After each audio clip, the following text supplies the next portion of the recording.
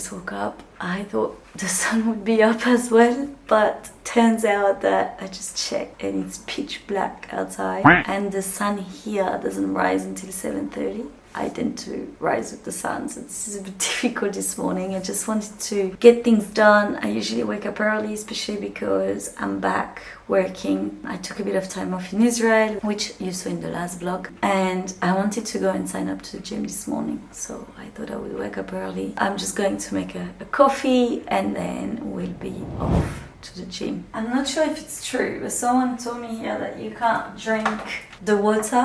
And I've been drinking tap water with my coffee, but I'm back on the bottle, just in case. I was at a cafe yesterday and she's like, if you want to poop in your pants, just drink the tap water. And I'm like, no thanks. So I think I'm not going to risk it for the biscuit. I don't think it's worth it. I'm so happy that this Airbnb has a coffee machine, because sometimes you get to a place when I rent short term and they don't have anything. This one, that's a 10 for me. I think I got extra strong this morning, extra forte. I've also bought this. I usually drink it black, but I've just bought that, so I think I'm going to put a little bit this morning. Okay guys, I'm going to go enjoy my coffee. I'll see you a bit later.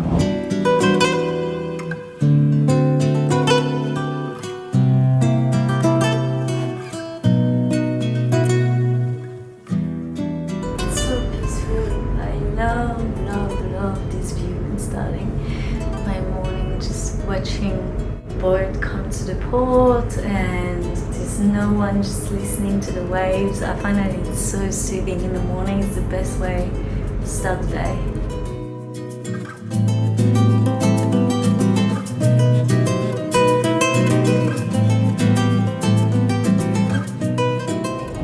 I ended up going for a run and signing up to the gym, but I didn't train because I'm kind of late. I did the whole basically beachfront and then back, and I died. You can see I'm still red.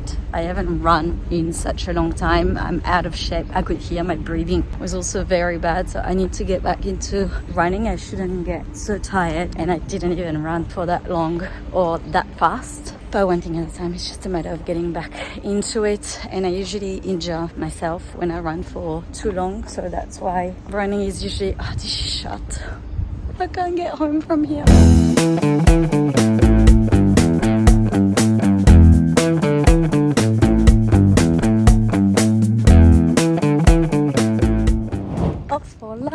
I've just found a Colombian restaurant, so apparently very typical, so I'm really keen to try their menú del día. I miss Colombia so much, so I felt like that's the closest thing I'd get.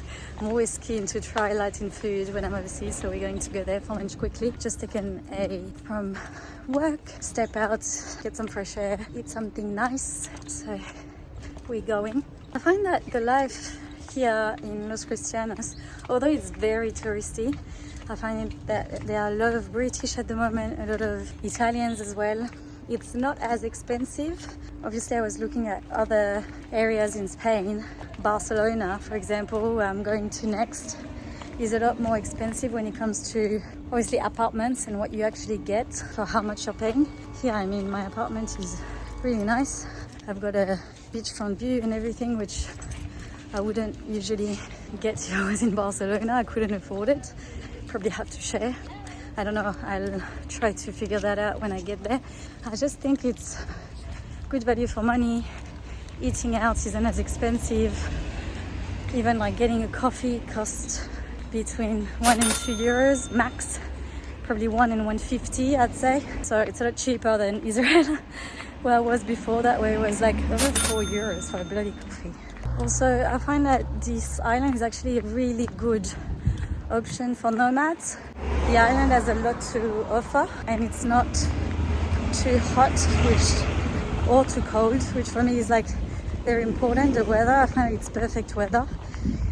And for those that are trying to escape the cold, in winter, can work remotely. I find that Tenerife is actually a good option. That's not far if you're working in Europe.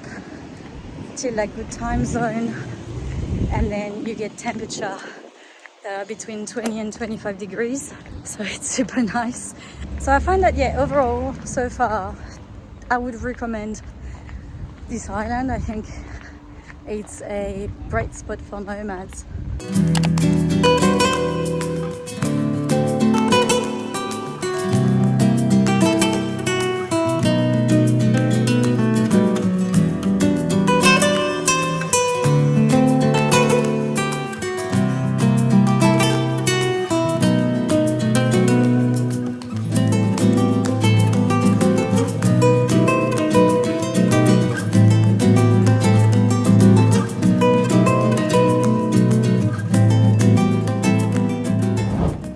Ya a laburar de vuelta. Todo eso que comí salió tipo 8 euros y viene con agua panela. Bueno, a mí no me gusta mucho porque me parece súper dulce, perdón.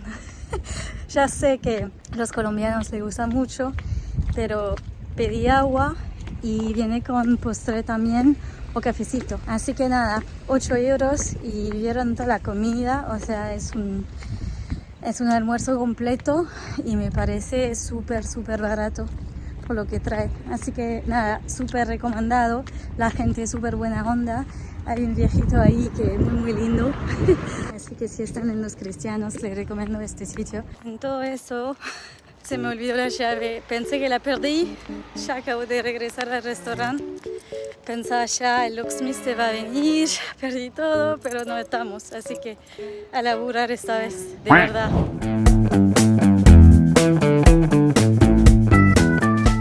It's 5:30, I'm done for the day, so now I'm going to enjoy my evening. It was such a productive day, I'm so happy. So I'm going to quickly go and get changed, going to go close to the beach. I'm thinking of going and meditate for a little bit and then going for a swim and watch the sunset.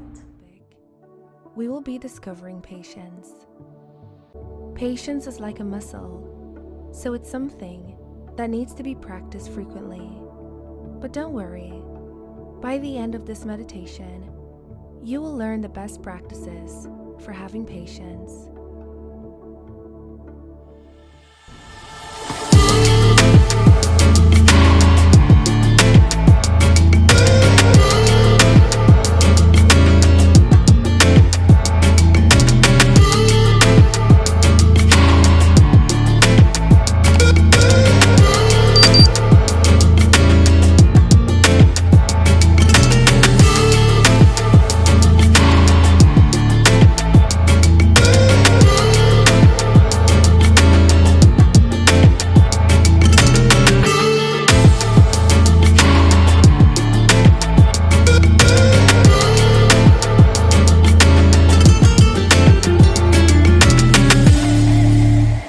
A few moments later.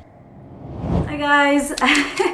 Just to give you some recommendations if you decide to come to Tenerife. Again, I'm staying in the south of the island in Los Cristianos, so these would probably be more beneficial if you decide to do the same. I've decided to stay on the south of the island just because there's a bit more to do. Yes, it's more touristy, let's be honest, like there's still quite a bit of tourists here at the moment, given that, you know, it's still like, I guess, holiday season. But there's also more things to do from like a, I guess, nightlife. I find that there is a bit more going on and I like when there's a bit of a vibe. So if you're like me, then I would suggest probably checking the south of the island. I'm staying in Los Cristianos. Next to me you've got Las Americas, and Las Americas is more the place, I guess, where most tourists stay. More bars, more restaurants. It definitely feels more touristy that side. It's louder as well because there is more of the nightlife going on, but you've got like a succession of beaches too, so that could be an option, so depending on like what you're after. In terms of places to work from, you've got like different co-working around here, so you could choose to work in one of them. Now, in terms of co-working, if you don't fancy working from a cafe, I found that working from a cafe here, although they don't say anything, I feel like the coffee shops here are not very well designed to be working for a long time from them. Again, it's just my own experience. You might find any work for you. I found also that I'm a bit biased because my apartment is just so nice that I feel more comfortable at the moment working from here than going to coffee shop. But there are a few co-working spaces. So I guess depending on where you are, you've got Chill Co-working, which is one of them. Then you've got Desk Hub Tenerife that you could check out. And then Club Tenerife Workspace. Again, I haven't tried them because I just didn't feel like going to a co-working given I've got this flat. But here are some options for you that you could check out in advance if you decide to move to Tenerife. Again, I'm staying in the south of the island. If you're in the north, you might need to do your own research because I haven't lived in the north. I've always stayed south during my time here. I'm working from home at the moment just because I find that my flat is so nice that I don't need to go anywhere else. For a flat like mine, you should count between 800 to 1,000 euros. I'd say that's quite like standard on the island probably. Again, I'm not 100% sure. Like that was the prices I saw for August, September. So it might be different if you come at a different time of the year. This time of the year is really nice because you've got a lot of fiestas, a lot of villages organize like different activities that are very like local and festive. So I would suggest it's probably like a good time of the year to come here. But again, a lot of nomads decide to come later in the year just because it's cold everywhere else in Europe pretty much. And here is one of the places where the weather stays kind of the same, so around the 20 degrees. It gets to 16 sometimes, but again, that's like not all the time from what I've heard, so most days are quite nice and sunny. If you like outdoors, this is definitely the place because there's so much to do on the island, from hiking to, if you like diving, there's a lot of diving happening. Obviously a lot of different beaches, so you could surf, windsurf. There's so much exploring, so many good sights to see. So I'd say it's quite interesting in that regard. There's a lot of activities if you're into that. I am, so I really enjoyed that. In terms of brunches, you've got quite a few places that offer brunches as well. So in terms of recommendation, I'm going to pop them on the screen so you've got a few. I've tried like a few different spots, so here they are. If you want to give it a go, a few names for you. In terms of the nightlife, I'm not sure. I mean, the attempts I've had in going out